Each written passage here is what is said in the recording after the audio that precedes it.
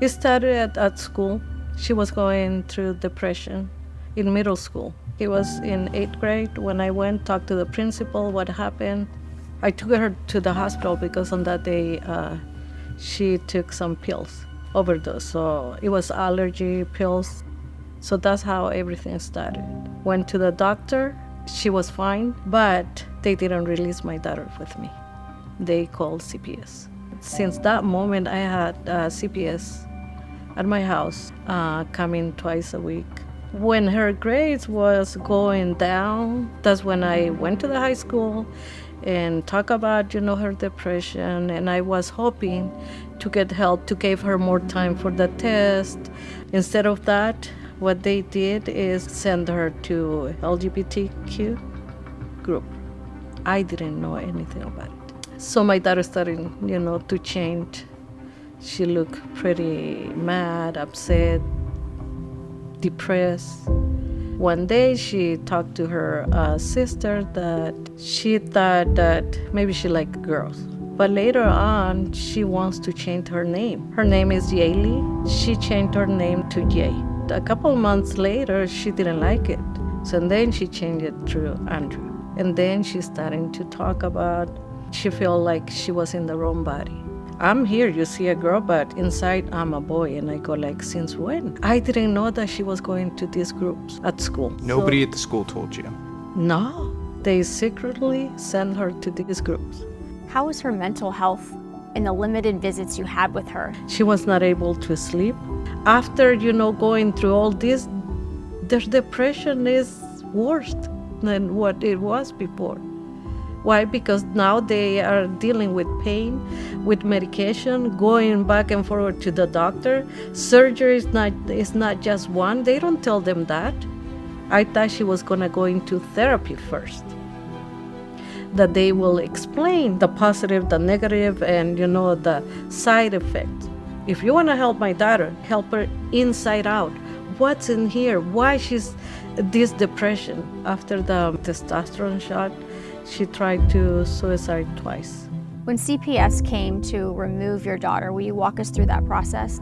They planned all this with the mother and this other kid from the high school. Oh my gosh, I was crying, and then what should I do? And I need to do something. My neighbor had cameras, so they were able to see. That car was there for 5 minutes waiting for my daughter to get out. That made me feel like my daughter was insured doing this plan. So all the time that they had my daughter, they sent it to a group home. I couldn't go visit after court. It was her new home now. After we went to court, we had a meeting there with LGBT, CPS, the people who work there, the group home, trying to convince me that what my daughter needs is going to the transition, and I have to respect her. And you have to refer to that, not to my daughter, you have to say, my son. And I said, no, I can't do that. Who's my son? They said, well, if you don't do that, you'd rather have a dead daughter and not a live son? And I said, none of that is going to happen just because a name. Why did they do that to parents? Because I've heard that from every kid who has detransitioned. They want to manipulate the parents and see if they gave up. And they are very cruel with parents. They're not there to support the parents. One of them came to my house and I asked her to leave because she asked me that why it was so difficult for me to accept a boy instead of a girl. And I said, I don't think you have children. But it's easy. Just plan a funeral for your daughter and adopt your son. Oh, and the moment I asked her to leave my house, don't you ever come, because you cannot tell me she's going through this depression, trying to commit, and you're telling me to prepare her funeral? How cruel is that? What they did, people should go to jail for life for what they did to your daughter. And then September 4, she decided to kneel in front of a train.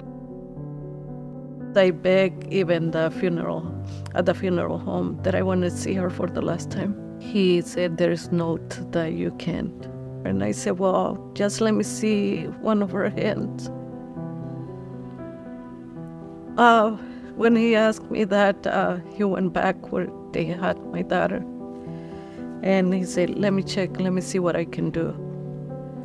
He was an ex-Marine. And when he came inside, he looks different to me. And he said, can I? He got his seat and he asked me, I'm gonna tell you I'm an ex-Marine.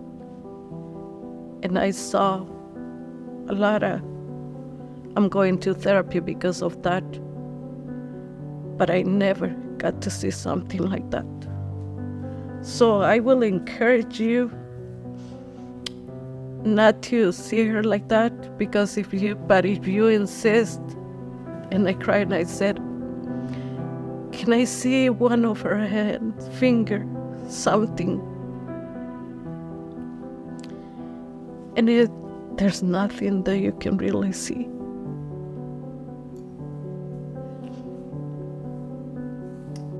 Well, I think from heaven, she can see how hard you fought for her.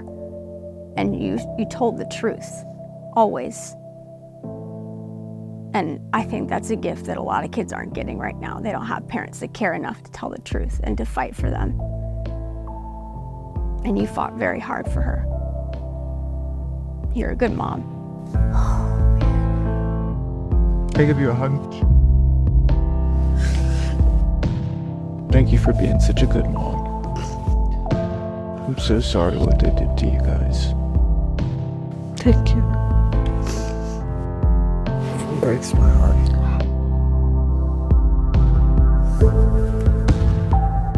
What would you say to parents that don't understand the very serious result that can happen by not taking action to protect their children? What I will say is not to trust the school, the principal, the school psychologist, because now they are working on this agenda. So I will ask the parents to get involved in school. Go inside and ask them what are they reading. Because now it's not math, it's not science, it's not English. It's going to this ideology. This ideology is killing our kid. Do you think more people need to speak up to protect kids like your daughter? Yes, I do.